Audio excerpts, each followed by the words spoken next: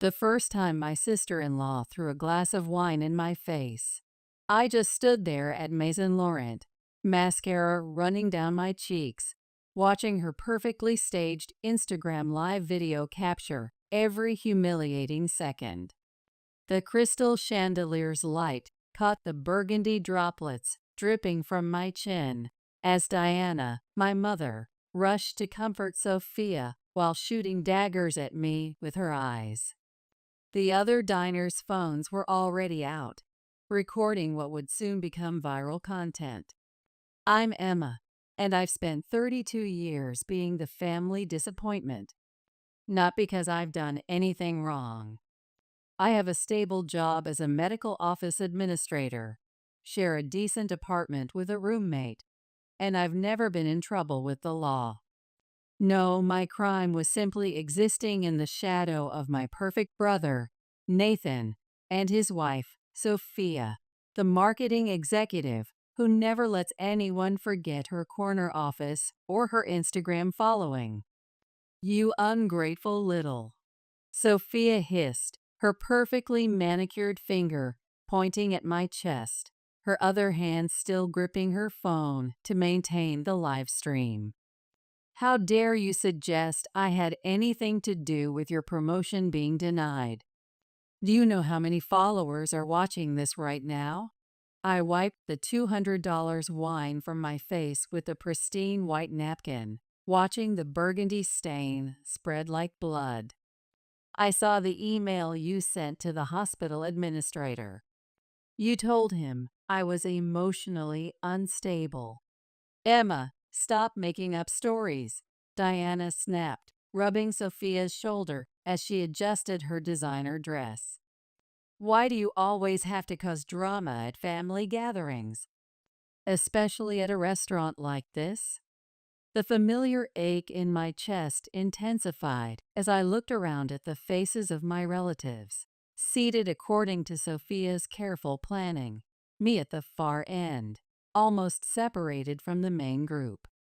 Robert, my father, pretended to be absorbed in the wine list, his retirement watch glinting under the chandelier. Nathan crossed his arms, his expensive suit creasing as he positioned himself between me and his precious wife, who was still narrating everything to her live audience. I have proof, I said, my voice barely above a whisper, competing with the soft classical music playing in the background. Sophia laughed, the sound carrying perfectly for her live stream. Show it then. Go ahead. Let all my followers see your evidence. My hands shook as I pulled out my phone, but before I could open my emails, Diana snatched it away, her tennis bracelet catching the light. Enough, she shouted, causing nearby diners to turn their heads. I won't let you ruin another family gathering with your jealousy. Sophia has done nothing but try to include you, and this is how you repay her. At a restaurant she specifically chose to celebrate your promotion. Include me? I couldn't hold back a bitter laugh, gesturing to my seat at the far end of the table. By sabotaging my career? By telling everyone at the hospital I'm mentally unstable? Well, you're certainly acting unstable right now, Sophia said sweetly, angling her phone to capture my reaction. Maybe you should see someone about that. I can recommend several excellent therapists. I'll share their info with my followers after this. Nathan finally spoke up, adjusting his Rolex. Come on. You're embarrassing yourself. And us. Do you know how hard it was to get reservations here? That's when Sophia picked up her glass of Chateau Margaux and threw it in my face. Right there in front of everyone. In front of her thousands of followers. And nobody, not one person at our table, said a word in my defense. You're pathetic, Diana said, shaking her head as she filmed with her own phone now. Look at you, causing all this trouble. Sophia's pregnant, for God's sake. She doesn't need this stress during her first trimester. The announcement hit me like a physical blow, wine dripping onto my department store dress as the live stream's comment section exploded with congratulations. Congratulations, I managed to choke out, backing away from the table, my chair scraping against the hardwood floor. I hope you're all very happy together.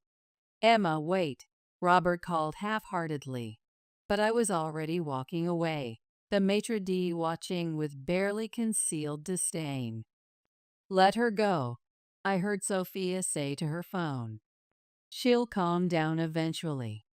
She always does. Don't forget to like and subscribe, everyone. I grabbed my second-hand purse from the coat check and headed for my beat-up Honda Civic, my legs somehow carrying me despite feeling like they might give out at any moment. As I fumbled with my keys in the parking lot, I heard an elderly couple who had been dining near us asking if I was okay. She's fine, my mother's voice carried across the valet area. Just being dramatic as usual.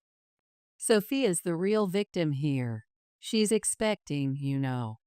I slammed my car door shut and started the engine, my vision blurring with tears as notifications from Sophia's live stream kept lighting up my phone. The same thought kept running through my head. This time would be different. This time, I wouldn't just calm down and let it go. My phone buzzed with a text from Nathan. You owe Sophia an apology. She's carrying your future niece or nephew. Don't make this harder than it needs to be. Think about how this looks for her brand. I threw my phone onto the passenger seat and pulled out of the parking lot, tires screeching against the polished concrete. In my rearview mirror, I could see them all gathered around Sophia at the restaurant entrance, probably filming more content about her pregnancy announcement. The rage building inside me felt different from the usual hurt and resignation. For the first time, I wasn't just sad. I was furious.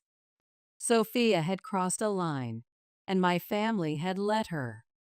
No, they'd encouraged her, all for her precious social media presence. As I drove away from Maison Laurent, I made a decision. I wouldn't just disappear this time. I wouldn't just take it. Sophia wanted to paint me as unstable on social media? Fine. I'd show her what happened when you pushed someone too far. I pulled into a strip mall parking lot and grabbed my phone, searching for local support groups. I needed allies, people who would understand, people who would help me fight back. The first result caught my eye. Breaking free from toxic family dynamics, meeting tonight at 7 o'clock. I checked the time on my wine-splattered watch. 6:15 p.m. Just enough time to get there. For the first time that day, I smiled. At the community center, the community center's fluorescent lights buzzed overhead as I slipped into the back row of metal folding chairs, still wearing my wine-stained dress. A dozen people sat in a circle, their faces showing varying degrees of exhaustion and pain I recognized all too well. The smell of instant coffee and store-brand cookies filled the room, a stark contrast to the fancy restaurant I'd fled from. Would anyone like to share tonight? The group facilitator, a gentle-voiced woman named Rita, looked around the room, her worn nameplate catching the harsh light. My hand shot up before I could stop myself. Maybe it was the lingering anger, or maybe it was just knowing I had nothing left to lose. But suddenly, I needed to speak.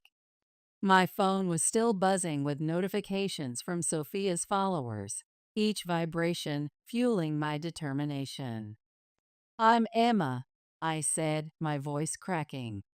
And today, my sister-in-law threw wine in my face while live streaming it to her thousands of followers, and my entire family watched and did nothing. A collective gasp filled the room.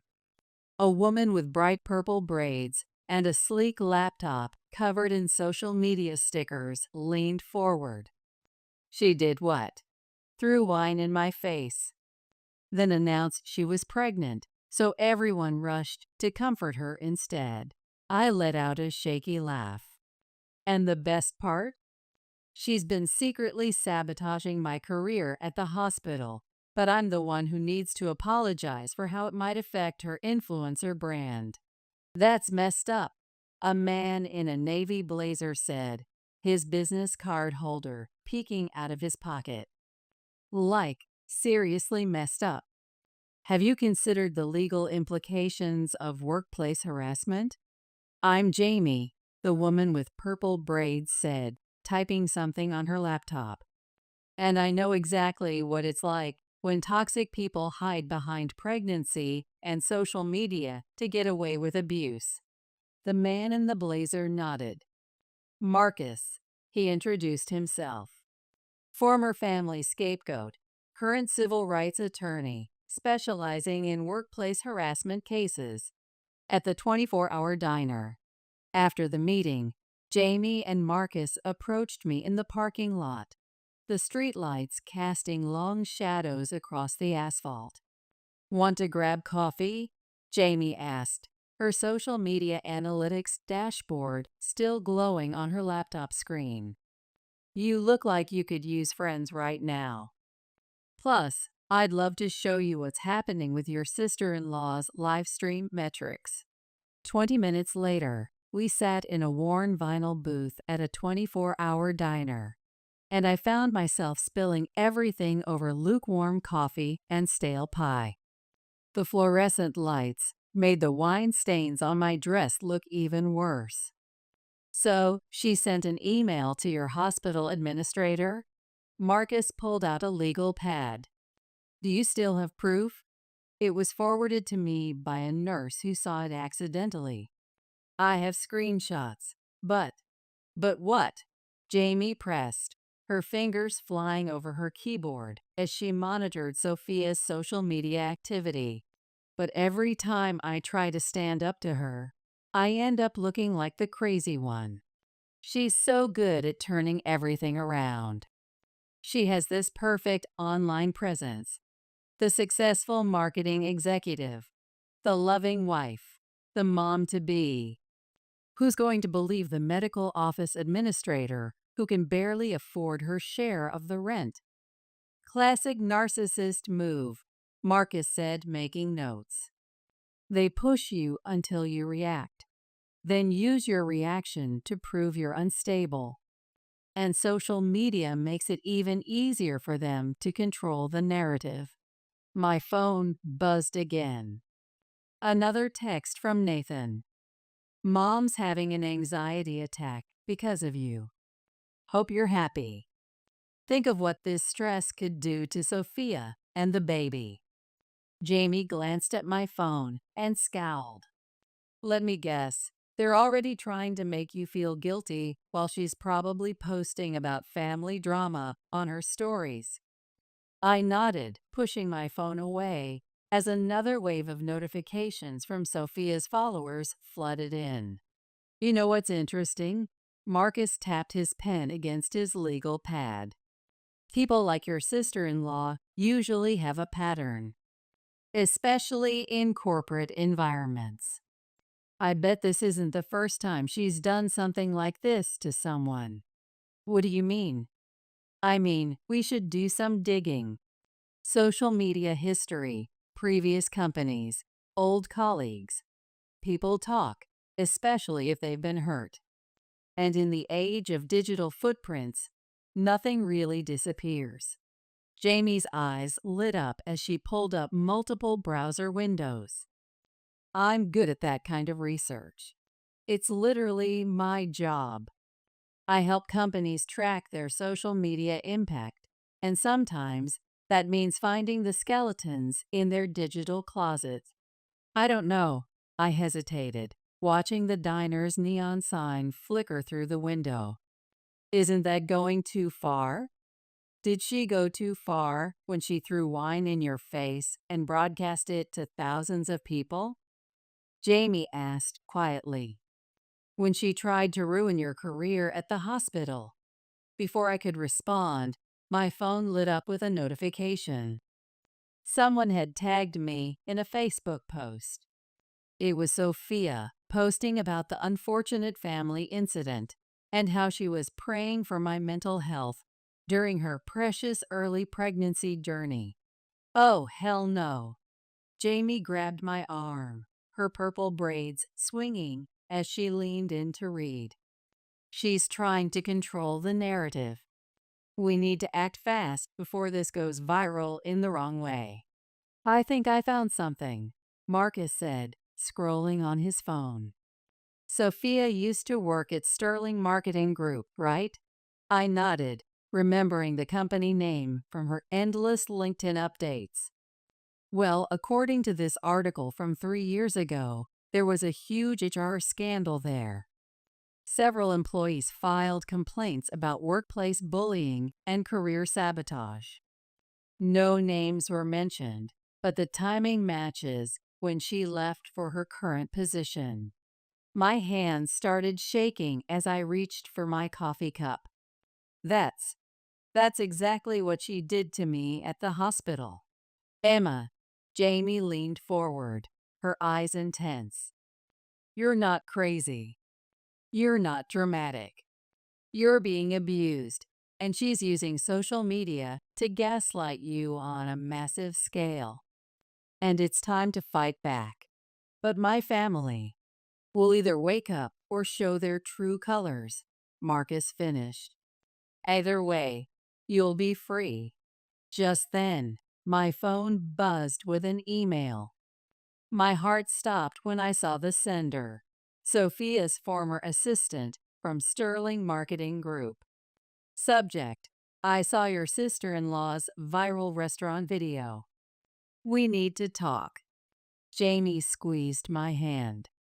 Open it. With trembling fingers, I tapped the email.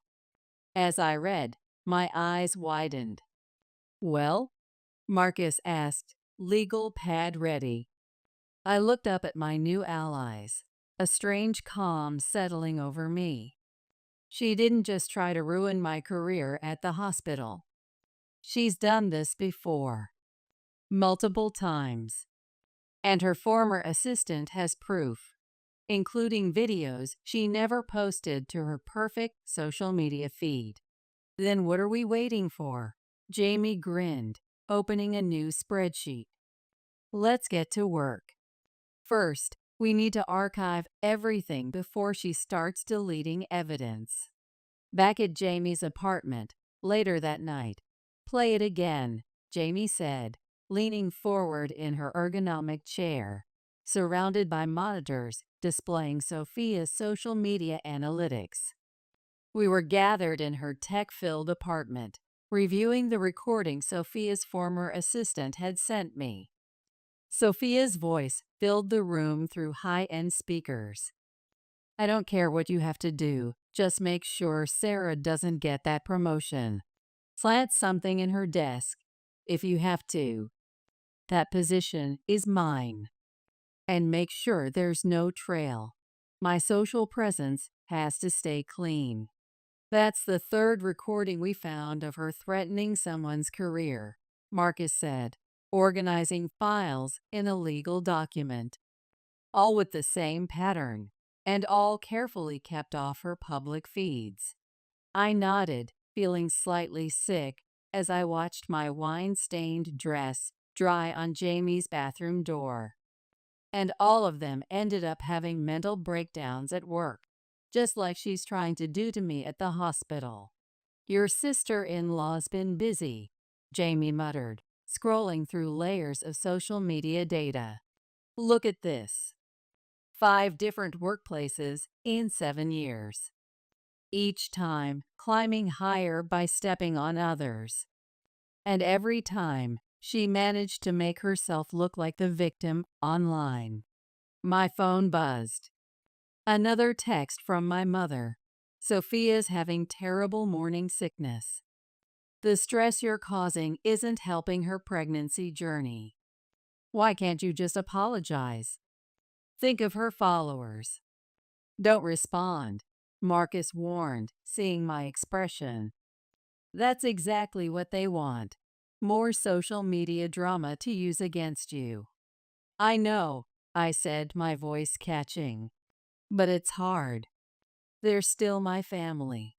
Family doesn't let someone publicly humiliate you for likes and shares, Jamie reminded me firmly.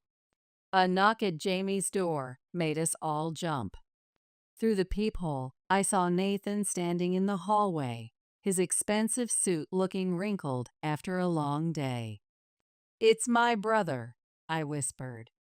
Record everything, Marcus said quickly, helping me set up my phone's voice recorder. Jamie was already capturing backup footage on her security cameras. I opened the door.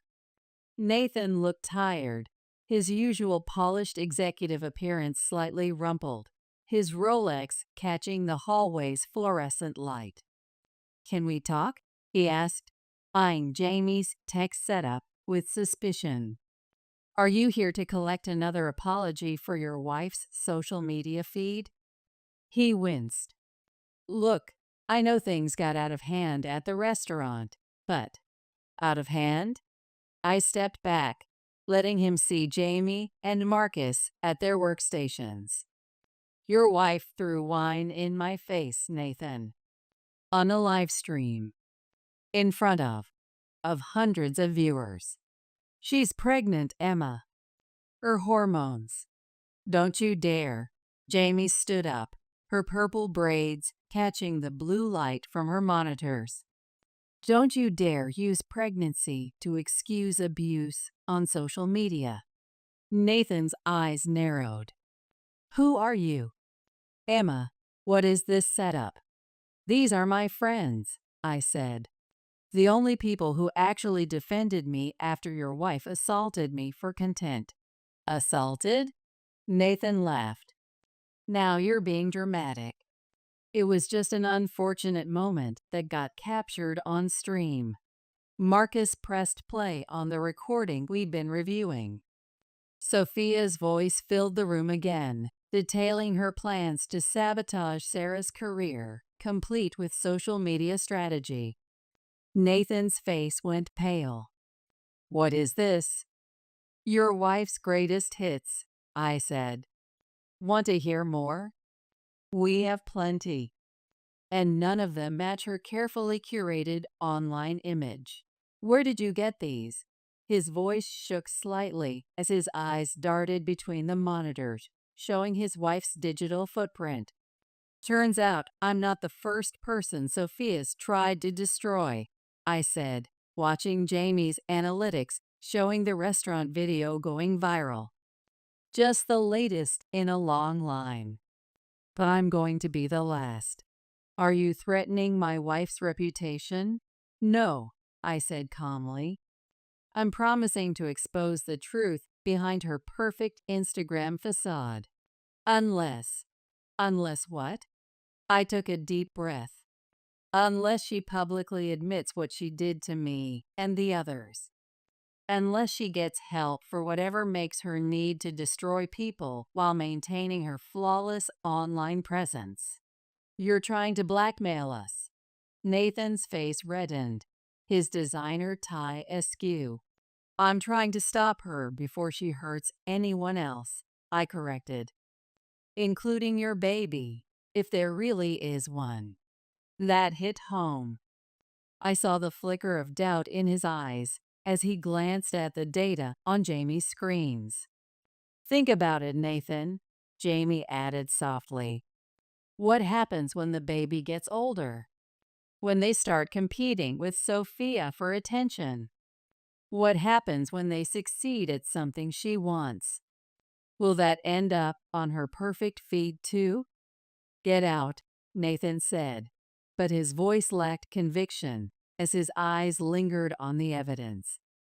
All of you, get out.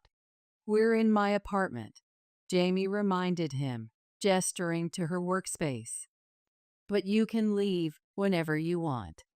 Just remember, I'm not backing down this time." As Nathan stormed out, my phone pinged with a notification. Someone had shared Sophia's Facebook post about my mental health issues in a local hospital workers group. "Perfect timing," Marcus said, grinning as he pulled up legal documents. "Ready to release the first recording?" I hesitated, watching my social media notifications multiply. What if it backfires? "That's why we have a plan," Jamie reminded me, her fingers flying across multiple keyboards. "We start small, just enough to make people question her perfect online image." My hands shook as I typed out my response to Sophia's post. Interesting how my mental health issues started right after I discovered this email to our hospital administrator. I attached the screenshot, my heart pounding as I hit post. "And now we wait," Marcus said, organizing his legal documents. We didn't have to wait long. Within minutes, my phone exploded with notifications. Sophia was calling repeatedly. My mother left angry voicemails about ruining the family's social standing. But among the family chaos, other messages started appearing. "She did the same thing to me at Sterling Marketing. I thought I was crazy. She gaslighted me for months and made me look unstable on LinkedIn. I have emails too." And screenshots of her perfect Instagram posts from that time. "Do you want them?" I looked at my new friends, tears in my eyes. "I can't believe this is really happening." "Believe it," Jamie said, hugging me while monitoring the growing social media storm. "The truth is coming out, and there's nothing her carefully curated feed can do to stop it." Just then, a new email arrived from Sophia herself. Subject line: "We need to talk now." Attached was a link to a private Instagram story. Marcus smiled grimly. "Let the games begin." "Don't open it yet," Marcus warned as I reached for my phone. "Let it simmer." Every influencer knows the power of timing. We were at Jamie's apartment now, watching the chaos unfold across multiple social media platforms. The support group had helped us launch a petition called "Stop Workplace Bullying, Share Your Story," and the responses were flooding Jamie's analytics dashboard. "Another one from Sterling Marketing," Jamie announced, scrolling through her data visualization. "This woman says Sophia threatened to ruin her social media presence and tell ER she was stealing if she didn't quit." My phone buzzed again. Sophia's third email in an hour. Subject: "You're making a huge mistake. Your career at the hospital will be over." Can I respond?" I asked, watching my notification count skyrocket. Wait for it. Marcus checked his Rolex. A gift from a grateful client, not a family status symbol. "Your brother should be home from the office right about now." Right on cue, my phone rang. "Nathan." "Put it on speaker," Jamie whispered, hitting record on her professional audio setup. "What the hell are you doing?" Nathan's voice crackled through the high-end speakers. "Telling the truth," I replied. "How Sophia handling the engagement drop on her pregnancy announcement post?" "She's hysterical. Her doctor's worried about the baby's stress levels. Her sponsorship deals are already calling." "Is that what you want? To destroy everything she's built?" "That's rich," Jamie cut in, monitoring real-time analytics. "Using an unborn baby as a shield for her social media empire again." "Stay out of this." Nathan snapped. Emma, you need to take down that post and the petition now.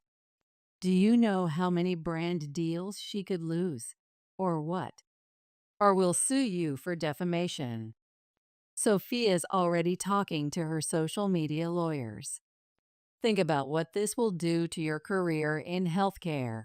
I laughed, surprising myself. Perfect. Let's get everything on record in court. I'm sure her former colleagues would love to testify. I bet their stories would make fascinating viral content. Silence on the other end, broken only by the sound of Jamie's keyboards clicking as she tracked the growing online response. Tell Sophia to check her email, I said. I'm about to respond to her messages. I'm sure her followers will be interested in what I have to say. I hung up and opened my laptop, pulling up Sophia's emails, while Jamie's monitors displayed the real-time spread of our story across multiple platforms. Keep it professional, Marcus advised. No emotions. We want the evidence to speak for itself. I typed, Dear Sophia, I'm happy to meet and discuss this situation. Bring your lawyer if you'd like. I'll bring mine, along with documentation from your former coworkers. Your choice. Best regards, Emma. Send it, Jamie said, tracking engagement metrics. As soon as I hit send, a new notification popped up. Someone had shared a video in the petition comments. Oh my God, I whispered as we watched. It was security footage from Sterling Marketing's parking garage, showing Sophia keying a car and then crying to security that she'd witnessed someone else do it, all while taking selfies of her distress. The timestamp, Marcus pointed out. This was 2 days before Sarah's breakdown at work. Who sent this? I asked, watching the security footage play out on Jamie's high-resolution monitor. Anonymous, Jamie said, analyzing the metadata. But the message says former security guard. Happy to verify in court. And look at these viewing numbers. It's already going viral. My phone lit up with a text from my mother. Your father's had to take blood pressure medication because of this drama. Think of what you're doing to Sophia's brand deals. I hope you're satisfied destroying our family's social media presence. Before I could respond, another notification appeared. Sophia had gone live on Instagram. Play it, I said, watching the viewer count climb. Sophia's tear-streaked face filled the screen, her makeup still somehow perfect. I want to address the horrible lies being spread about me. I'm deeply hurt that my sister-in-law, who clearly needs help, has chosen to attack me during my pregnancy. I've only ever tried to help her. Don't forget to use code SOPHIA20 for 20% off it. Is she serious? Jamie muttered, tracking the engagement metrics. She's still pushing sponsor codes.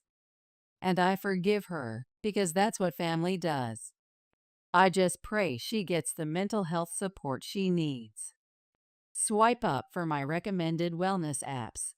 Turn it off, I said. I can't watch any more.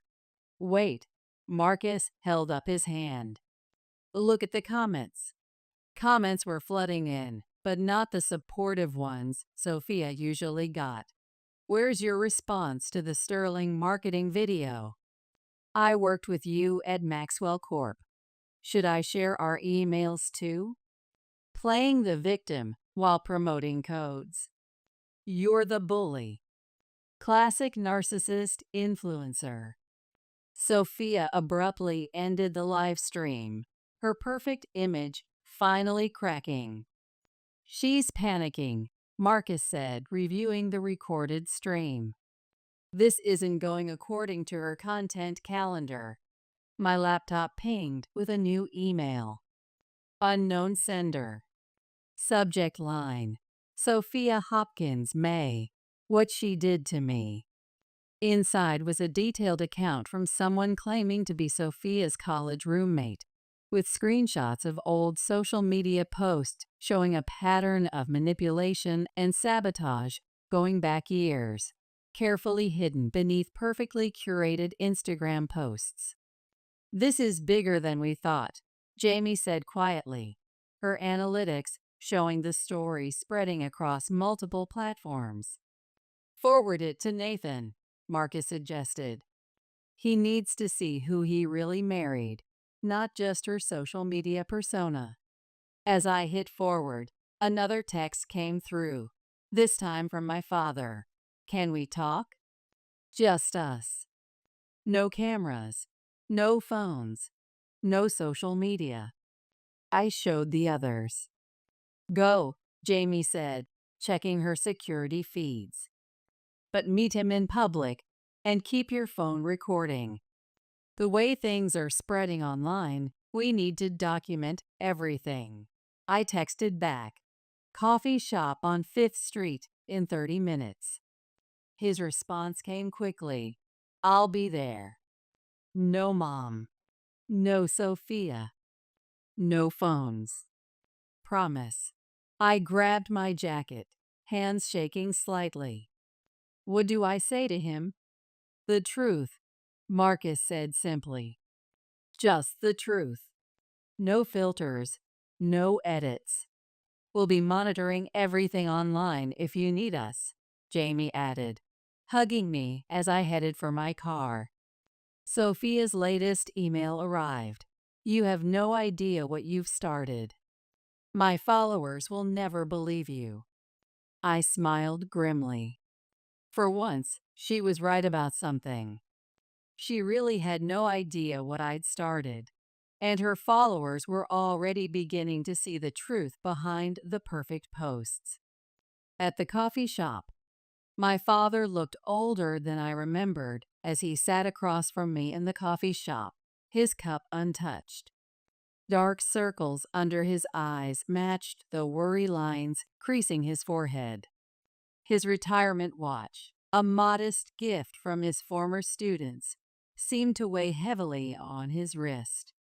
"Your mother doesn't know I'm here," he said quietly, pointedly keeping his phone face down on the table. I figured. I wrapped my hands around my cup, anchoring myself. "How bad is it at home?" "Sophia's been throwing up all morning. Claims it's stress induced from the backlash online." He paused. "Nathan's sleeping in the guest room." That was new. "They're fighting." He sighed. He found more emails. Old ones. From before they were married. He paused again, his voice catching. She did something similar to his ex-girlfriend. Made it look like she was stealing from their shared apartment. Posted about it everywhere to ruin her reputation. "And you're just now believing me?" I couldn't keep the bitterness from my voice. "Emma, I." His phone buzzed. He glanced at it and winced. "Mom." He sighed. "She's called 12 times since I left." "Show me," I said. He turned his phone around. The messages made my stomach turn. "Where are you?" "Sophia's having contractions. Her Instagram followers are so worried. If you're with Emma, I'll never forgive you. The doctor says she might lose the baby because of this stress. Think of her sponsorship contracts." "She's lying," I said flatly. "About the contractions." "Sophia's been posting on Instagram all morning. She's at the salon." Dad's eyes widened. "What?" I pulled up Sophia's stylist's latest post from an hour ago. Sophia getting highlights, smiling at the camera. The caption read, "Pampering my favorite mama-to-be. #pregnant Siglo #sponsored.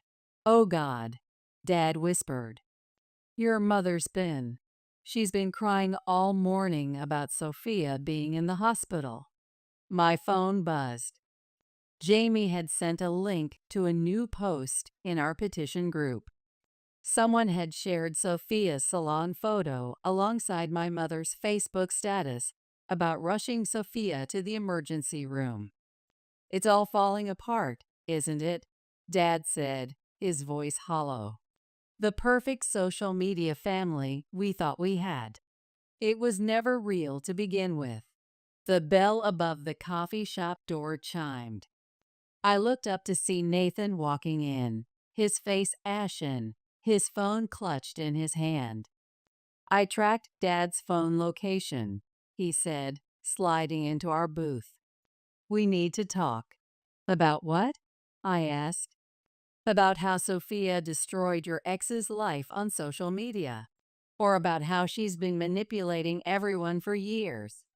About how I'm filing for divorce." The words hung in the air like smoke. "What?" Dad and I spoke simultaneously. Nathan pulled out his phone. "Remember my old girlfriend, Maria? The one who supposedly stole from us and got dragged on social media?" He pressed play on a voice recording. Sophia's voice filled our corner of the coffee shop. Of course, I planted the jewelry in her gym bag. That stupid expletive. Actually thought Nathan would believe her over me. Please. Now she's gone, and I got exactly what I wanted. Just wait until I post about being the forgiving victim. My engagement rates will soar. "Where did you get that?" I whispered. Her old roommate from college sent it to me. Said she's been holding onto it for years, feeling guilty. Nathan's hands were shaking. "There's more. So much more. All hidden behind her perfect posts. God, I've been such a fool." Dad put his head in his hands. "Your mother. She's going to. She's going to have to face reality." I finished firmly. My phone lit up with a notification. Sophia had just gone live on Instagram again, this time from her social media lawyer's office. "Play it," Nathan said. Sophia's tear-stained face appeared on screen, her makeup still camera ready. "I'm here to announce that I'm filing a restraining order against my sister-in-law, who has launched a vicious campaign of harassment against me and my unborn child. And don't forget to use code BLESSED24. Comments were already flooding in. "But you were at the salon an hour ago." Hash receipts. What about the sterling marketing video? Hash exposed stop using your pregnancy to sell products. Hash influencer scam. The live stream abruptly ended. "She doesn't know I'm here," Nathan said. "She thinks I'm at work, supporting her latest damage control campaign." "What are you going to do?" I asked. "I've already done it. Filed for divorce this morning. My lawyer has copies of everything. The recordings, the emails, the videos, the fake pregnancy posts. All of it." Dad's phone buzzed again. Mom was calling. "Answer it," I said. "Put it on speaker." "Roland." "Where are you?" "Sophia's being rushed to the hospital again. Her followers are so worried." "And no, she's not," Dad cut in, his voice stronger than I'd ever heard it. "She's at her lawyer's office, Marlene. I can see her Instagram live stream right now." Dead silence. "Mom," I said, my voice steady. "You're live on every social platform right now. Would you like to explain why you've been lying about Sophia's medical emergencies?" Jamie's analytics dashboard showed our live viewer count climbing as Marcus leaned forward, his legal expertise coming to the forefront. "Mrs. May," he interjected. Are you aware that making false claims about medical emergencies, especially when tied to sponsored content, could be considered fraud? The line went dead. Well, Marcus said, this is certainly more dramatic than we expected. Let's talk about the workplace incidents and social media manipulation. The coffee shop door burst open. Sophia stood there, her face flushed with anger, salon fresh hair perfectly styled for the cameras she thought would be waiting. You little, she snarled at me, then froze as she noticed her live stream was still running from her phone. Ah, perfect timing, Marcus said smoothly. Sophia, would you like to address the allegations? We have some fascinating security footage from Sterling Marketing, along with your engagement metrics showing a pattern of. You can't air this, Sophia said, her voice shaking as she realized no sympathetic followers were coming to her defense. I'll sue the station. For reporting the truth? Nathan stood up. Like the truth about what you did to Maria? About how you built your entire influencer career on destroying others. Sophia's face went white. Who told you about? Your old roommate sent me the recording, Nathan said. The one where you bragged about planting stolen jewelry in her gym bag. Right before you posted about being a victim of theft to boost your following. The cameraman zoomed in on Sophia's face as it crumpled. I was protecting our brand, she whispered. Everything I did was for our social media presence. No, Nathan said firmly. Everything you did was for your engagement rates. My phone buzzed with a text from Dad. On my way with the police. Your mother called them claiming Sophia was being held hostage for a publicity stunt. You want to wait for the police to arrive? I asked Sophia. I'm sure it'll make great content. Mom called them again. Sophia's hand flew to her perfectly made-up face. No. No. No, this isn't how my story was supposed to go viral. Real contractions this time? Jamie asked sweetly, monitoring the social media fallout. Or just more manipulation for views? Sophia's eyes darted around the room, taking in the phones recording her, the witnesses, her husband's disgusted expression. I can explain everything, she said weakly. It was all for the content. The followers expect. Please do, Marcus replied, gesturing to an empty chair. We're live across all platforms, and your followers would love to hear your side. Sirens wailed in the distance. Sophia Hopkins May? A police officer's voice boomed from the doorway. We received a report of a social media personality being held hostage. As you can see, Jamie gestured around the room. Miss Hopkins May walked in here freely, interrupting our discussion about workplace bullying and social media manipulation. This was a setup, Sophia's voice cracked. You're ruining my brand. No, I said calmly. This was consequences. The police officer looked confused. Ma'am, making false reports is a serious offense. Who called this in? My mother, I said, who's been making false reports all day. We have it all documented across multiple platforms. Sophia suddenly lunged for Jamie's laptop. I'll delete everything. All the evidence. I can't let my followers see this. Nathan caught her arm. It's over, Sophia. Everything's already been backed up and sent to my lawyer. Every fake post, every manipulated story. Your lawyer? She laughed hysterically. I'm carrying your baby. Think of our family content, are you? Nathan asked quietly. Because my lawyer has some interesting medical records that suggest otherwise. Records that don't quite match your pregnancy announcement timeline on Instagram. The room went completely silent. The live stream was still running. Sophia's face crumpled as she looked at her husband. Nathan, please, think of my sponsorship deals. Save it for court, he said, turning away. All of it.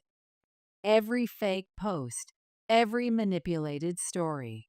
As the police began taking statements, my phone lit up with messages from the support group. You did it. She can't hurt anyone else now. Thank you for being brave enough to expose the truth. I looked at Jamie and Marcus, who were beaming with pride.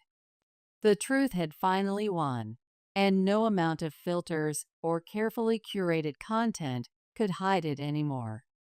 2 weeks later, at the courthouse steps were crowded with reporters as I walked up, Jamie and Marcus flanking me. 2 weeks had passed since the coffee shop confrontation, and today was Sophia's hearing for multiple charges of harassment, fraud, and false reporting. Ms. May, a reporter thrust a microphone toward me. How do you feel about your sister-in-law's claim that she's checking into a social media addiction treatment facility? No comment, Marcus said firmly, guiding me through the crowd while Jamie monitored the online response. Inside, Nathan sat on a bench, looking exhausted. She's trying to claim diminished capacity, he said as we approached. Her lawyer says she's had a psychological break from living a double life online. Convenient timing, Jamie muttered, tracking the hashtags. The courtroom doors opened, and my parents walked in. Mom's face was drawn, her usual perfectly maintained appearance showing cracks. Dad gave me a small wave. Can we sit with you? He asked quietly. Before I could answer, Sophia's lawyer rushed over. Mr. and Mrs. May, a word, please. Your testimony about your daughter-in-law's social media presence will be crucial. Mom straightened her spine. Actually, we're here to support Emma. The lawyer blinked. But Mrs. Hopkins May said you'd vouch for her online persona. We've done enough of that, Dad cut in. Too much. We've seen the real story behind the perfect posts. The doors opened again. Sophia walked in, wearing a conservative dress and no makeup, clutching a tissue. Her performance was perfect, except for the flash of rage in her eyes when she saw us all together. Her phone was noticeably absent for the first time I could remember. All rise, the bailiff called as the judge entered. My phone vibrated. A message from Maria, Nathan's ex, just landed. Coming straight there. Got more evidence of her social media manipulation. The proceedings began with Sophia's lawyer painting a picture of a troubled woman who needed help, not punishment. A victim of social media pressure and influencer culture. Your Honor, the prosecutor stood. I'd like to call our first witness, Sarah Thompson, former Sterling marketing employee. Sarah approached the stand, her hands steady as she was sworn in. She looked directly at Sophia as she testified about the sabotage, the planted evidence, the orchestrated breakdown, all carefully documented for maximum social media impact. And do you have proof of these allegations? Sarah nodded. Emails, voice recordings, and security footage. Plus 16 other employees ready to testify to similar experiences. We also have extensive documentation of how she used social media to destroy our reputations while building her brand. Sophia's lawyer jumped up. Objection. My client was experiencing social media addiction during, which he documented only after being caught. The prosecutor counted. We have evidence of premeditation spanning years, carefully planned across multiple platforms. The courtroom doors opened quietly. Maria slipped in, carrying a thick folder of printed Instagram posts and analytics. Nathan's face tightened as she sat behind us. The prosecution calls Maria Rodriguez. Sophia's composed facade cracked slightly as Maria took the stand. Ms. Rodriguez, please tell the court about the jewelry incident and subsequent social media campaign. Maria's voice was clear and strong. Sophia planted my grandmother's jewelry in my gym bag, then reported it stolen. But what she didn't know was that I had installed a small camera in my apartment after things started going missing. While she was posting about being a victim of theft to gain followers, I was recording her actions. The prosecutor handed the judge a USB drive. Exhibit C, Your Honor. Security footage showing the defendant placing items in Ms. Rodriguez's bag, followed by her social media posts about the incident. Sophia stood up suddenly. She's lying. They're all lying. Look at my engagement rates. My followers know the real me. Mrs. Hopkins May, the judge warned. Control yourself. I'm pregnant, Sophia wailed. You can't stress me like this. I need to update my followers. About that, Nathan's lawyer stood. We have medical records proving that claim is false, along with timestamps of when she purchased fake pregnancy test results for her social media announcement.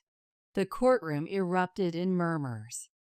Sophia's face went from desperate to calculating in an instant. Fine, she said, her voice suddenly cold. You want the truth? Here's the truth. Every single one of them deserved what they got. They were weak, pathetic. I just exposed what was already there and turned it into content.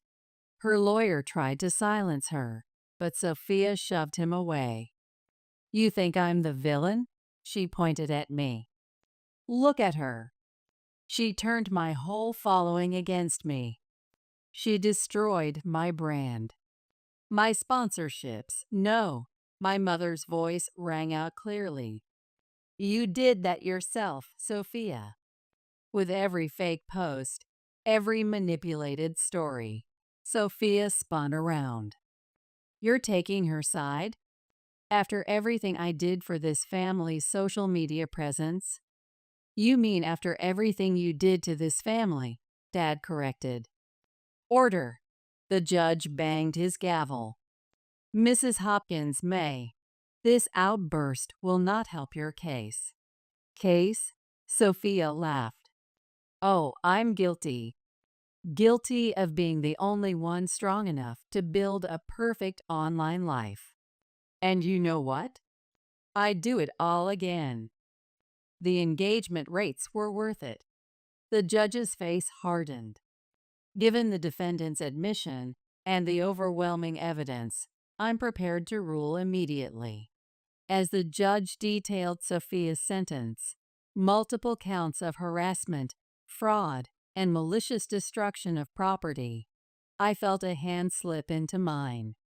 Mom's eyes were wet with tears. I'm so sorry, she whispered. I should have seen through the perfect posts. We all should have, Nathan added from my other side. As Sophia was led away by court officers, she turned back one last time. This isn't over. My followers will never believe you. Yes, I said, surrounded by my real family and true friends. It is. The truth hadn't just set me free. It had freed everyone Sophia had ever hurt, both online and off.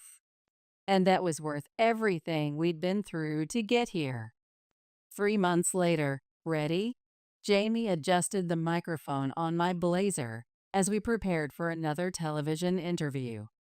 This time, I wasn't nervous.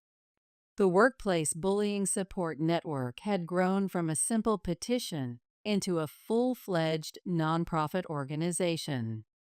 Today, we were launching a national hotline for victims of workplace harassment and social media manipulation.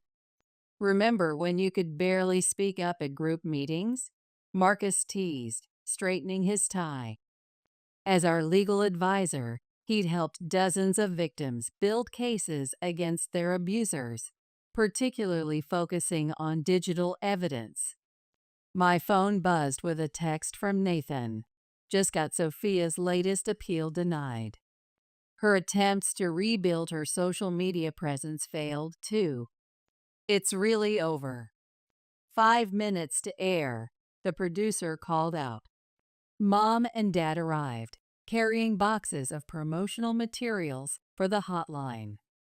They'd become unexpected allies in the cause, with Mom especially throwing herself into volunteer work, using her experience to help other families see through digital facades. Look what came, Mom said, holding up a letter. Sophia's mandatory therapy progress report. The therapist says she's finally starting to show genuine remorse about using social media to hurt people. Good for her, I said, meaning it. But that doesn't change anything. Of course not, Dad agreed. Some bridges can't be rebuilt, online or off. The studio doors opened, and Maria walked in with her new baby. She'd reconnected with Nathan during the trial, and though they were taking things slowly, documenting their authentic journey rather than a curated fantasy, the spark was definitely still there. Sorry we're late, Maria said, bouncing the fussy infant. Someone didn't want to wear her interview outfit. Nathan appeared behind them, carrying the diaper bag. Like aunt, like niece. Both stubborn as hell. Language around the baby. Mom scolded, but she was smiling. The producer approached with Sarah Martinez, who'd become a strong advocate for our cause after those first explosive revelations. We'll start with the hotline launch, Sarah said. Then discuss the impact your story has had. We've got calls lined up from people you've helped, including me, a familiar voice said. I turned to see Sarah Thompson from Sterling Marketing. She'd gone from victim to board member of our organization, helping other survivors rebuild their careers and reclaim their digital identities.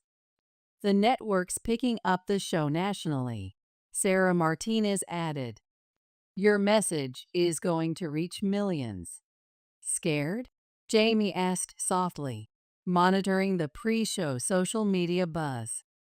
I looked around at my support system, my real family, both blood and chosen. Not anymore. 2 minutes. My phone lit up with messages from the support group. You gave us our voices back. Watching with my whole office. Thank you for fighting for us. Ms. May, the producer called. We need you and your team in position. As we took our places under the bright studio lights, I caught my reflection in the camera lens. The scared, uncertain woman who once let her sister-in-law throw wine in her face was gone. In her place stood someone stronger, someone who'd learned that speaking up wasn't just about fighting back. It was about lifting others up. 30 seconds. Nathan squeezed my hand. You know what Mom said yesterday? That Sophia did give our family a gift, after all. What's that? She showed us who we really are. Beyond the filters and perfect posts. And who we could be. 10 seconds. I straightened my shoulders, feeling the weight of all the stories we'd collected, all the lives we'd touched. 5432. Good morning, Sarah Martinez began. Today we're here with Emma May, whose personal story of workplace bullying and social media manipulation turned into a national movement. As the interview progressed, calls flooded in from across the country. People sharing their stories, offering support, asking for help. Each one reminded me why we'd started this journey. Final question, Sarah said near the end. What would you say to someone who's being bullied or harassed right now, whether online or off? I leaned into the microphone, picturing that evening at Maison Laurent when everything changed. You're not crazy. You're not alone. And you don't have to be silent anymore. We're here. We believe you. And we'll help you fight back. No filters, no facades. Just truth. And cut, the producer called. That's a wrap. As the crew started packing up, Jamie hugged me tight. Look what you built from the ashes of what she tried to destroy with her perfect social media life. My phone buzzed one last time. A message from an unknown number. I'm sorry for everything. For the lies, the posts, all of it. Yes, I showed it to the others. Are you going to respond? Mom asked. I deleted the message. Some chapters need to stay closed, online and off. Speaking of chapters, Marcus said, we've got that book deal meeting next week. Ready to tell your story to an even bigger audience? Our story, I corrected, looking at everyone who'd stood by me. It was never just mine. Baby Sophia chose that moment to let out a happy squeal, making us all laugh. Come on, Nathan said. Let's go get lunch. We've got more work to do. As we left the studio together, I realized something. Sophia had tried to write my story for me, casting me as the villain in her carefully curated narrative. Instead, she taught me to write my own. And it turned out to be better than anything she could have imagined. Not because I won, but because we all did, by choosing truth over appearances, reality over perception, and authentic connection over digital perfection. The weekend trip is going to be just the three of us, Amam, Imelda, and me. I'm really looking forward to it. Yeah. I'm excited. I've never been to France before. I was hiding with my brother Bradley when I overheard these words from my husband Ashton and his mistress Imelda, and I was stunned. If you want to get revenge, I'll help you, Bradley said, and I nodded in agreement. I swore to take revenge on Ashton and my mother-in-law Jocelyn, who had betrayed me. My name is Haley. I'm in my 30s and work as an office employee. Ashton also works in an office, and we are a dual-income couple. Unfortunately, we don't have any children. One holiday, I was having a meal at a restaurant with Bradley. The interior of the restaurant was cute, and couples surrounded us. The reason I was at such a fancy restaurant with Bradley instead of Ashton was that Ashton had coldly refused my invitation. I'm sorry, but I have to work that day. Really? How about another day then? I want to sleep in on my days off because I'm tired.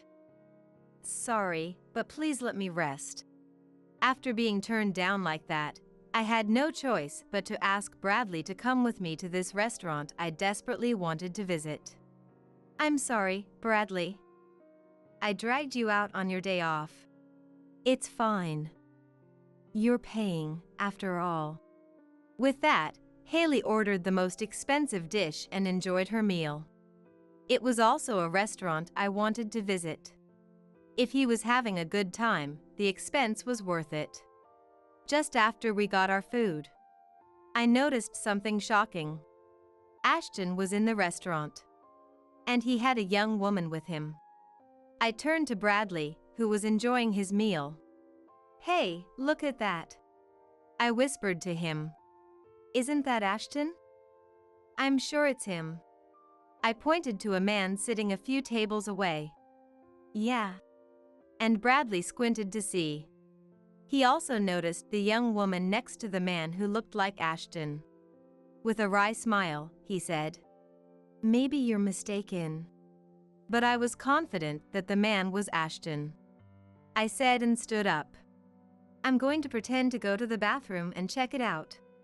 Feeling his slight hesitation but brushing it off, I discreetly observed them from behind a partition and confirmed that the man was indeed him. As if the presence of a young woman next to him wasn't shocking enough, I was further stunned to see a matching ring on Ashton's left ring finger, indicating a relationship with the young woman.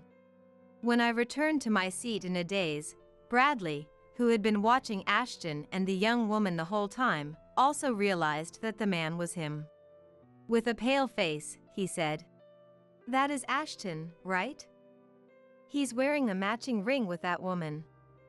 What kind of relationship do they have?" Bradley fell silent with a troubled expression when I asked. "I'm going to check again," I said and went back behind the partition to eavesdrop on their conversation, with Bradley quietly following me. From the outside, we probably looked like complete creeps, but fortunately, no one complained. As I listened behind the partition, I could hear Ashton and the young woman talking. "The weekend trip will be just me, Mom, and Imelda. I'm really looking forward to it." "Yeah. I'm excited too. It's my first time going to France." The young woman's name seemed to be Imelda. What was this pre-wedding trip they were talking about? They mentioned going to France, but I couldn't grasp what they were saying immediately. Sure, Ashton and I had been busy with work and often missed each other, but we never fought, and I thought we had a good relationship. Was I the only one who thought that? "Mom really likes you, Imelda. The trip to France is going to be amazing." "Really? I'm so happy she likes me." Unable to stand being near them any longer, I returned to our table. As soon as I sat down, I felt tears welling up. "Bradley, if you want revenge, I'll help," he says. Bradley had been cheated on by his longtime girlfriend and deeply understood my feelings. I nodded at his words and vowed revenge on Ashton, Imelda, and my mother-in-law Jocelyn. The rest of the meal was dreadful. I couldn't hold back my tears and ended up eating while being comforted by Bradley. I had learned from their conversation that they were going to France this weekend. But Ashton hadn't shown any signs of it. So, I decided to visit Jocelyn to get some clues. "Jocelyn." "Oh, Haley, come in. Would you like some tea?" She welcomed me as usual. I doubted if she was really betraying me, but remembering Ashton and Imelda at the restaurant, I shook off that doubt. After she served coffee, I tried to probe Jocelyn during our usual small talk. "Jocelyn, what do you usually do on weekends?" "Weekends? Oh, well, I usually cook ahead. I'm quite busy, you know." Jocelyn laughed, but it was clearly a forced smile. Her awkwardness when I mentioned the weekend was suspicious. Though it felt like a stretch, I decided to ask directly. "A coworker of mine is going to France soon. Do you like traveling, Jocelyn? Have you ever been to France?"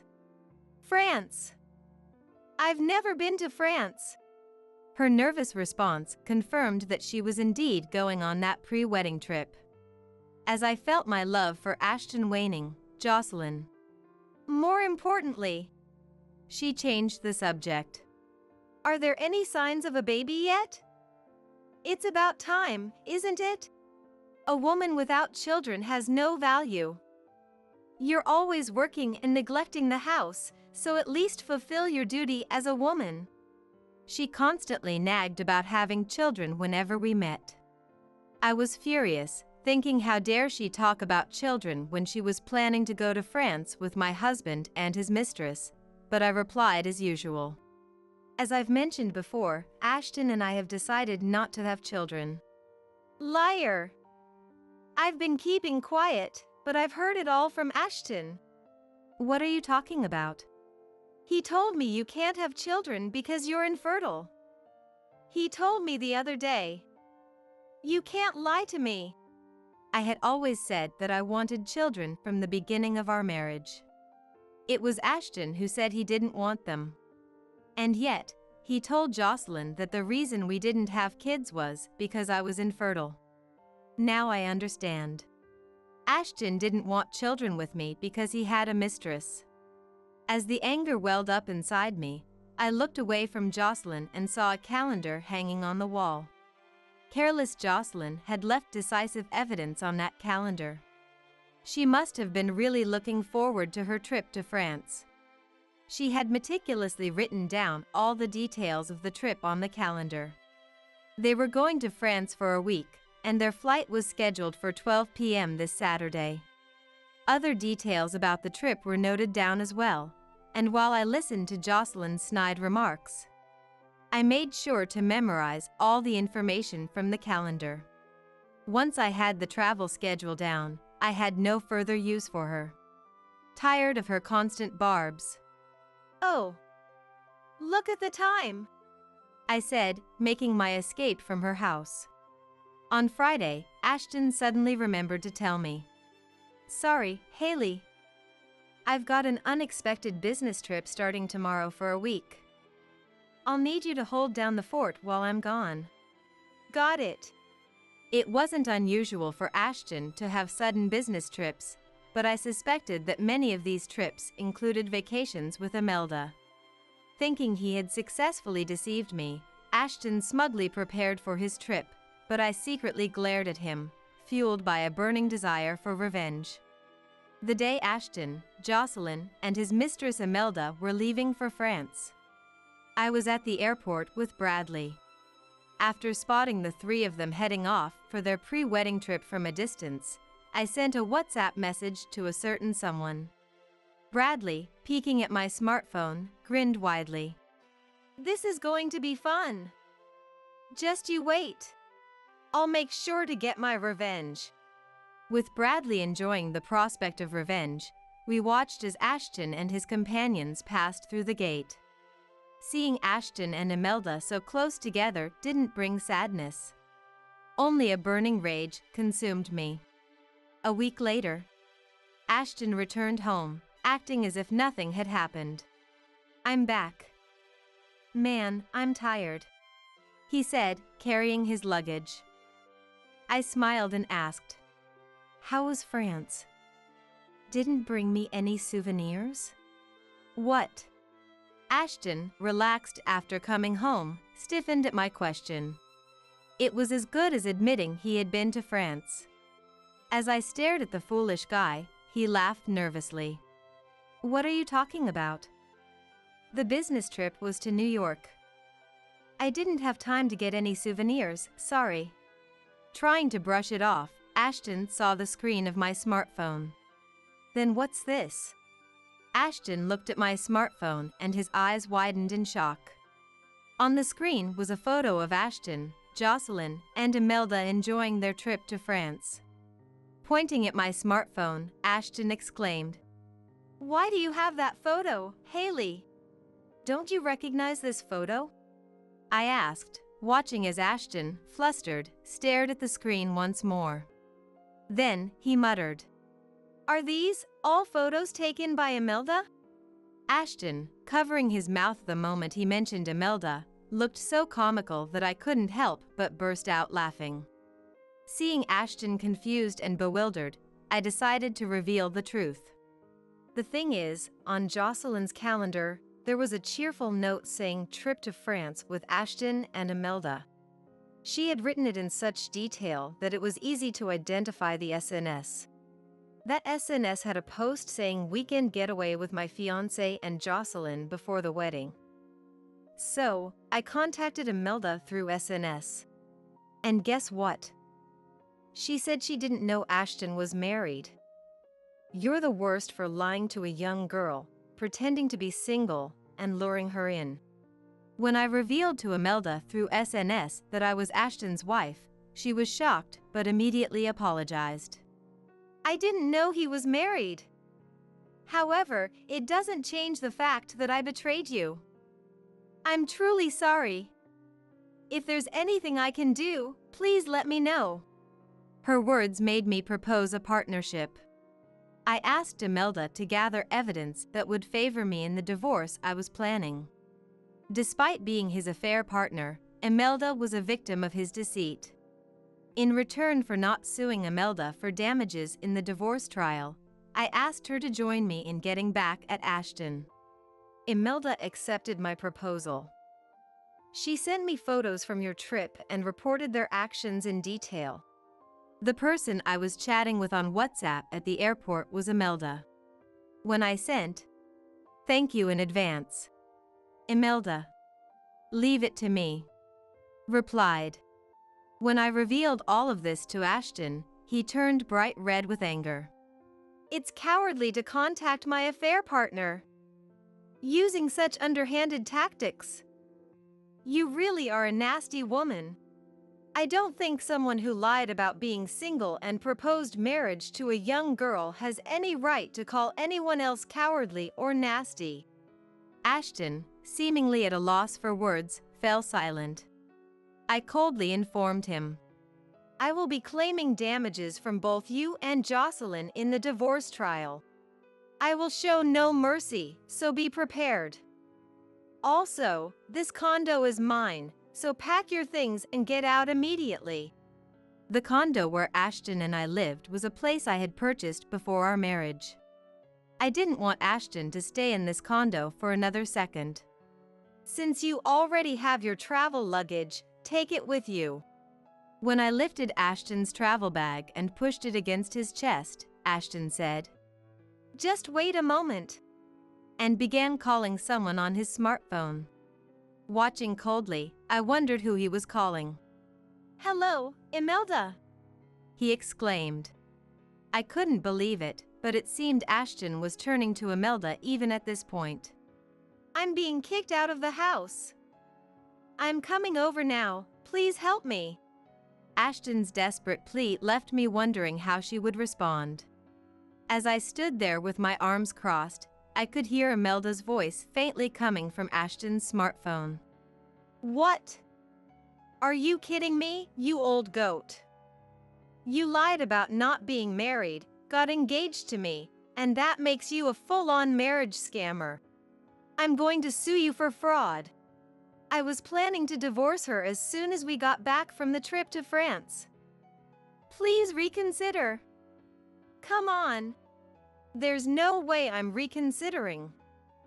Gross. Stop calling me." Imelda screamed and hung up the phone in rage. Ashton clung to his smartphone.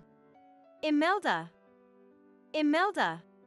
Watching him beg, I felt a wave of regret wash over me, questioning why I ever fell for this man and married him. When Ashton realized Imelda wouldn't respond, he looked at me with eyes like a kicked puppy. But no matter how pitiful his expression was, my heart would never be moved by him again. "Get out already. Bradley is a lawyer, and he can crush you in an instant." Bradley was actually a sharp, young attorney, well known in the field. Knowing this, he couldn't muster the courage to challenge me further. I slammed the completed divorce papers on the table. "If you don't sign these divorce papers right now, I'll demand double the compensation in the divorce court." "What's it gonna be?" Terrified by my forceful demeanor, Ashton replied. "I'll sign. I'll sign, okay." And trembling, he signed the divorce papers. After I pushed him out the front door, I finally felt a small sense of relief. He likely went to Jocelyn's place since he couldn't go to Imelda's. But honestly, I no longer cared about his whereabouts. I filed the divorce papers at the city hall and successfully divorced him. Some time passed peacefully. One day, as I was enjoying a leisurely afternoon, I heard shouting at the front door. Startled, I woke up from my light nap while reading a book. The voices sounded familiar. It was Ashton and Jocelyn. Since the divorce, I had changed the locks, so Ashton couldn't get in. Thank goodness I did that. Ever since the divorce, they had called me numerous times. But I had nothing left to say to either of them. I completely ignored them, which must have frustrated them to the point of showing up in person. With Bradley's help, I managed to secure a significant compensation from them in the divorce settlement. Listening closely to their shouting, I could make out their words. "I just got fired out of the blue. Did you have something to do with this? We're broke from paying the divorce settlement. And now you've taken his job too? That's just cruel." I didn't want to open the door, so I responded through it. "I did nothing.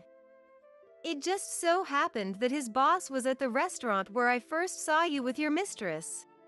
The yelling abruptly stopped. I had met Ashton's boss at the wedding.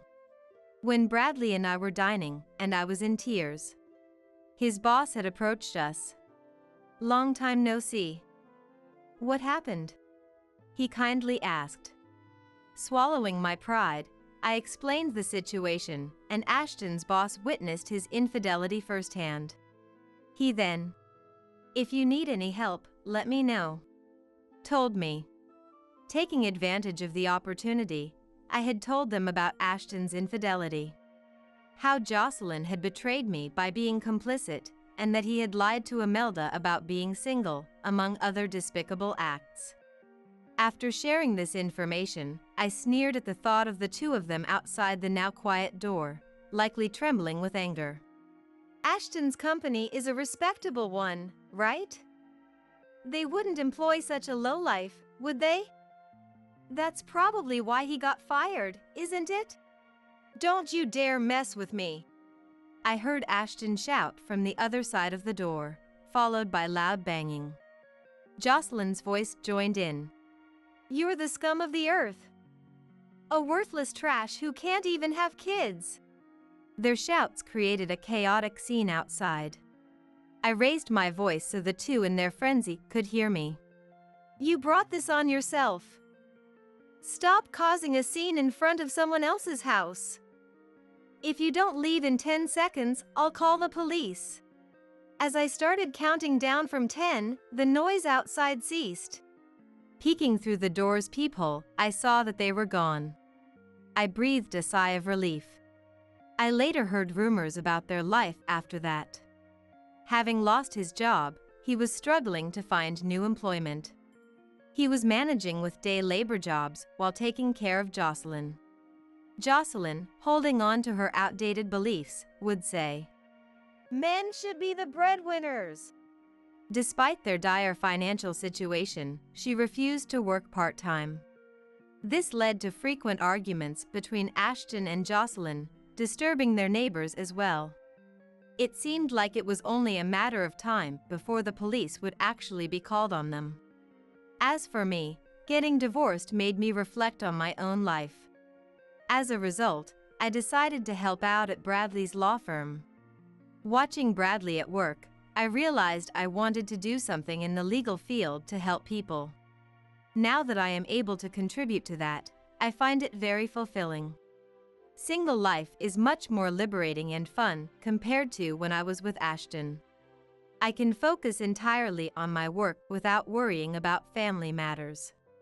I feel that the single life suits me well, and I am enjoying my independence and my work. Next week is my son's birthday, so I'd like to order a cake for 20 people, Emily said. Hearing this, I fell silent. 20 servings is not something a regular person would request, or so you'd think. But she must have said it knowing I couldn't refuse. Understood, I muttered softly, and Emily smirked unpleasantly. But I'll be the one having the last laugh. Determined not to let her have her way, I clenched my fists. My name is Rothy. I'm just a regular housewife who works part-time at a local supermarket. My only son, Nicholas, graduated from college and found a job at a company nearby. We're a happy family living together harmoniously. However, there's one unpleasant person at my part-time job. Her name is Emily. Emily's dad, Christopher, is an executive at this supermarket. Apparently, she used to work at a different company and transferred here about 2 years ago. Despite being a full-time employee hired mid-career, us part-timers, including me, have been here longer. But from the beginning, Emily has been arrogant, ignoring advice and guidance. Both the staff and part-timers are at our wits' end. About a year ago, a part-timer named Rachel confronted her. "Emily, even if your dad's an executive, you're just an employee here. We part-timers are your seniors. You should speak respectfully and listen to our advice." I thought Rachel was amazing for saying what no one else would. However, soon after, Rachel was transferred. The distance made it impossible for her to commute from home, so she had to resign. Everyone thought it was Emily's fault, but nobody dared to say it out loud. Since then, no one dares to oppose her. The supermarket, where I've worked for a long time, is a part of my life and a place where I belong. It's more than just a job, it's a cherished place. I often hang out with my part-time colleagues, and apart from Emily, we have good relationships. Then, one day, as I continued to work, hoping for these happy days to last, something happened. "Mom, I'm thinking of getting married," Nicholas announced. My husband, Dylan, and I were overjoyed. Truth be told, I always wanted a daughter. To go shopping together, have tea together. I dreamed of having such a mother-daughter relationship, but after Nicholas, we were not blessed with more children, so that dream remained unfulfilled. But I hoped that, by getting along with Nicholas's wife, I could build such a relationship. "What's she like?" I eagerly asked. Nicholas seemed happy. "She's a very kind girl. Her parents seem well established, like she comes from a good family. I'm still a bit worried if I'm good enough for her," he said. "That's wonderful. I'm excited to meet her," I replied. "Her name is Emily, it seems. Nicholas often talks about her, saying, 'Emily this, Emily that.' She apparently attends cooking classes and is good at cooking. She seems to like sweets too." Hearing Nicholas talk about her made me happy. A week after Nicholas's news, on the weekend, she was coming over to greet us. She arranged it to match my day off. Not being as skilled in cooking to impress someone who excels at it, I had ordered pizza and prepared a cake for that day. Dylan and I waited at home for Nicholas to bring her over. Then, the long-awaited doorbell rang. "She's here! Coming!" I rushed from the living room to the front door. "We're back. Emmy, this is Mom," said Nicholas. As I turned to the woman beside Nicholas, I froze in shock. "Nice to meet you. I'm Emily." "Huh? Emily, right?" The woman Nicholas brought was none other than Emily, the cause of my troubles at the part-time supermarket job. "You know my mom?" Nicholas asked. "I had no idea Nicholas's mom was you." Emily seemed surprised too. "Come in for now, please," I said, still shaken, inviting them inside. Leaving me at the entrance, Nicholas led Emily to the living room. Hearing them talk with Dylan, I took a deep breath to calm myself. They met at university. Emily is 2 years older than Nicholas. They were introduced by an acquaintance, it seems. They reconnected about a year ago and started dating. "I was surprised to learn your part-time job was at my workplace. You said you were in administration, So I thought you worked at a law office near the supermarket, Nicholas said, laughing nonchalantly, not knowing where his girlfriend worked. Indeed, Emily graduated from law school and used to work at a law firm. Nicholas must have assumed she worked at a law office and never asked explicitly. While we chatted around the pizza, I could only force a smile. I still couldn't accept the reality, wishing it was just a dream. I'm truly surprised. To think you're Rothy's son. I've been under your care at work, said Emily, feigning innocence, as if she treated us part-timers as anything but slaves. That's not true. I'm sure everyone's grateful for someone like you. Mom always says she enjoys her job and that there are nice people at the supermarket, Nicholas said. That's nice to hear. Certainly, it's not a lie. But I never intended to include Emily in that group of good people. Naturally, I couldn't say such a thing, so I stood up. I'll go prepare the dessert. Emily, would you like coffee or tea? I wanted to be alone quickly. My heart was busy. I thought I had to calm down.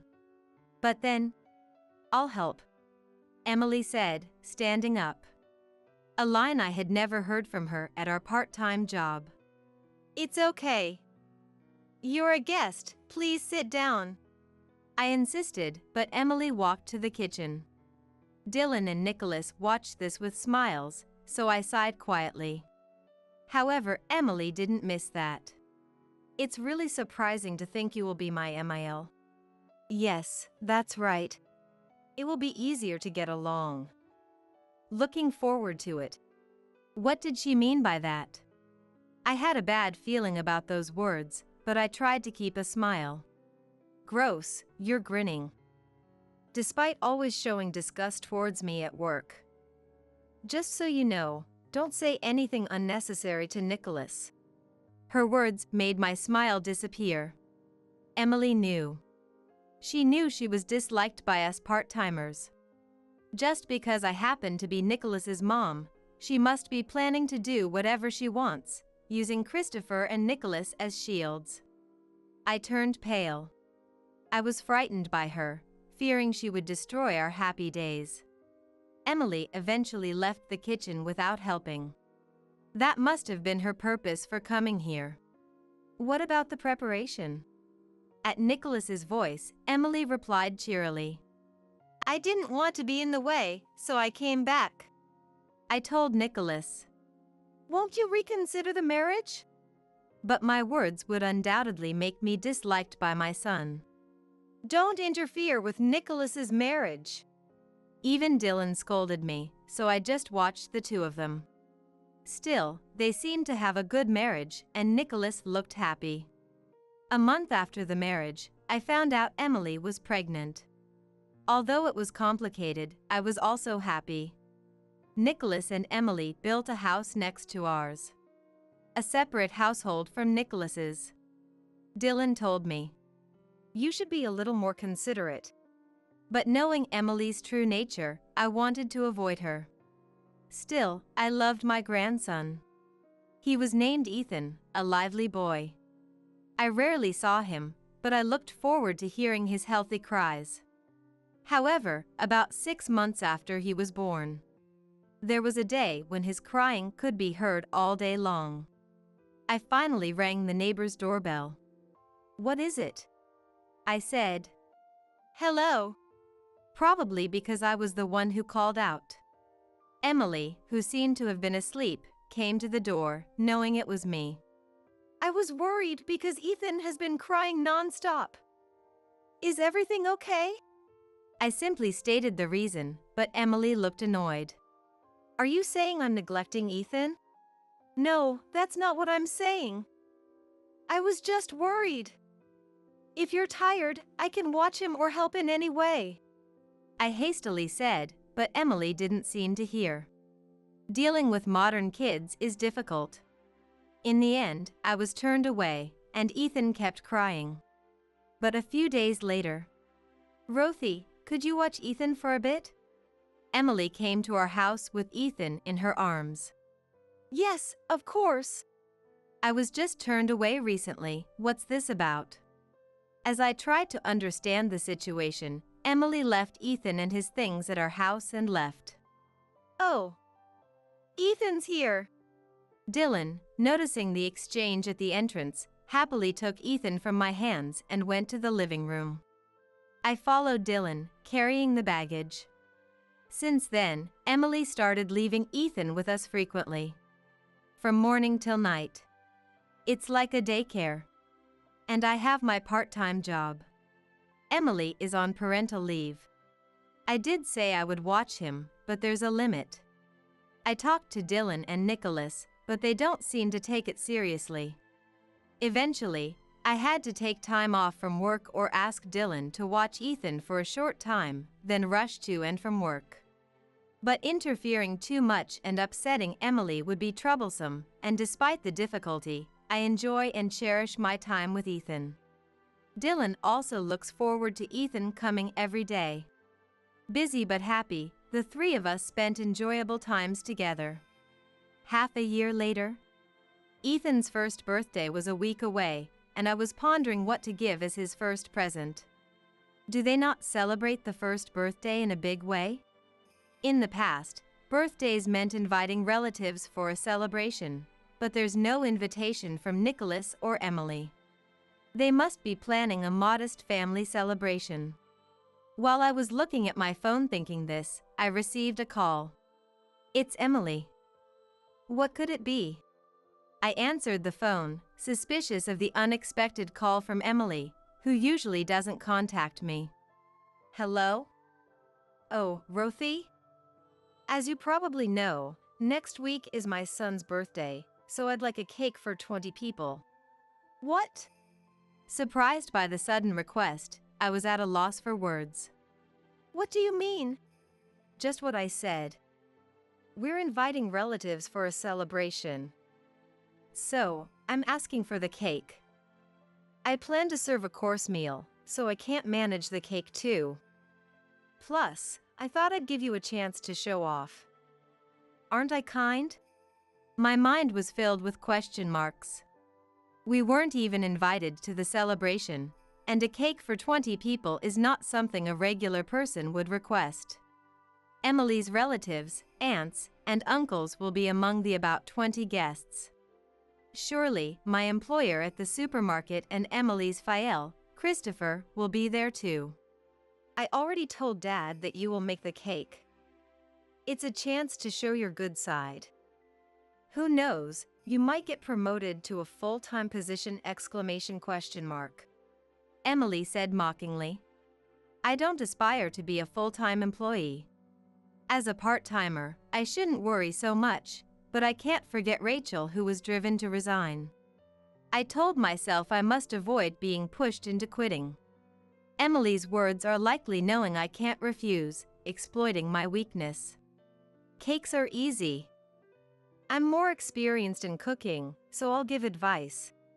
She's presumptuous, more than I thought. Reluctantly, I agreed. All right. But with 20 people, maybe you should reconsider the course meal. Serving individual portions or using a large platter. Ha! I'm the senior here! I'm not asking for advice. And what do you mean, okay? Can't you speak more respectfully! What kind of person is she? I held back my words, muttering quietly. Understood. I could imagine Emily's smirking face on the phone, my frustration seeping through. She probably plans to ridicule me, presenting my poor cake after her perfect full course. But I won't let that happen. I'll have the last laugh. I made a decision. Of course, Ethan is the star. I want to make his first birthday memorable, even though he won't remember. I started planning the cake design, went to a baking supply store for ingredients. Though I was forced, I felt excited preparing. Emily seemed annoyed. Amateur excitement won't amount to much! You should have asked me. the senior, for advice. She'd come over to scoff. But I had no time for that. Later, Dylan and I were officially invited to the birthday. On the day, Dylan, with nothing to do, left early for their house. "It's too early," I said, but he was too excited. I sent him off with a smile and got up. "Time to prepare," I muttered, checking the time when the doorbell rang. "Rothy, are you ready?" "Emily." She started entering without permission. She frowned seeing me relaxed. What? You were sitting? Where's the cake? I was about to start. "Don't worry, I'll bring it on time." It was only 8 a.m. 4 hours till everyone arrives. But Emily was shocked. An amateur can't make a cake for 20 people in 4 hours! She ranted. I've been preparing perfect dishes since 4 a.m. Don't ruin the event! Okay, I get it. It's Ethan's birthday. I wouldn't do that. I snapped back, making her frown more. Just make sure to bring the cake by 12 p.m. She left snorting. Was she bragging about finishing her part? I laughed at her frustration, seeing me do nothing. Once the door closed, I started. I brought the genoise from another room to the kitchen. A 20-people cake can't be baked in a home oven. I had borrowed a friend's oven to bake the large dough. I decorated it with prepared cream and fruits, made Ethan's favorite cars from cookie dough, and was satisfied with the finished cake.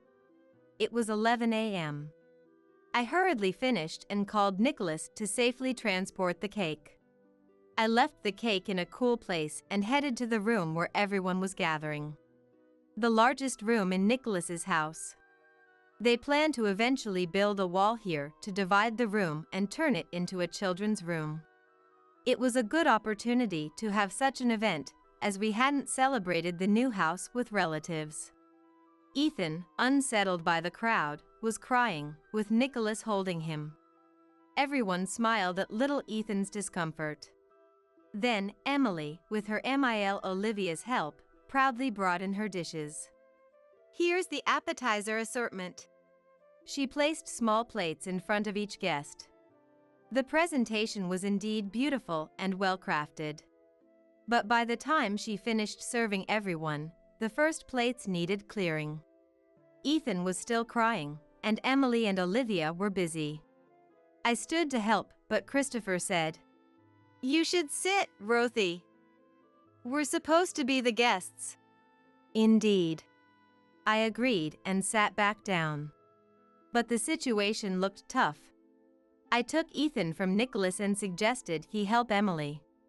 As soon as I held Ethan, he became happy and started laughing. Everyone was charmed by this, but Emily looked displeased. Emily couldn't treat me like a pawn anymore, especially after hearing Christopher's earlier words. Christopher had been attentive, asking me about my job and Emily. I couldn't tell him everything, but our conversation brought up Rachel, who had been forced to resign. Did he really do that? He didn't seem like such a person. The dishes, served at intervals of 10 minutes each, were somehow completed. But judging by the relatives' reactions, it didn't seem they were fully satisfied. No matter how confident in her cooking, Emily should have considered serving family-style dishes, given the guests and situation. The dishes are all served. Did everyone enjoy them? Emily said this with a happy expression. It seemed she was the one most satisfied. Olivia, next to her, hadn't eaten anything and looked distressed, which was pitiable. And Rothy has made Ethan's cake. It's ready, right?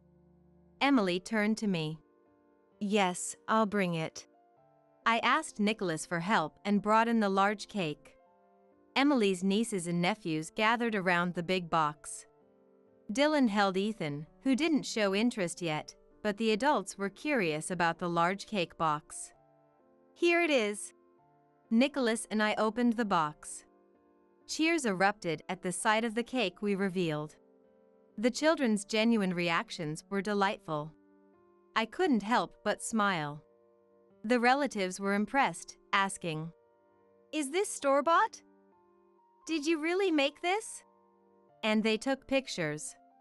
However, Emily, in a voice that cut through the calm atmosphere, exclaimed loudly, "What?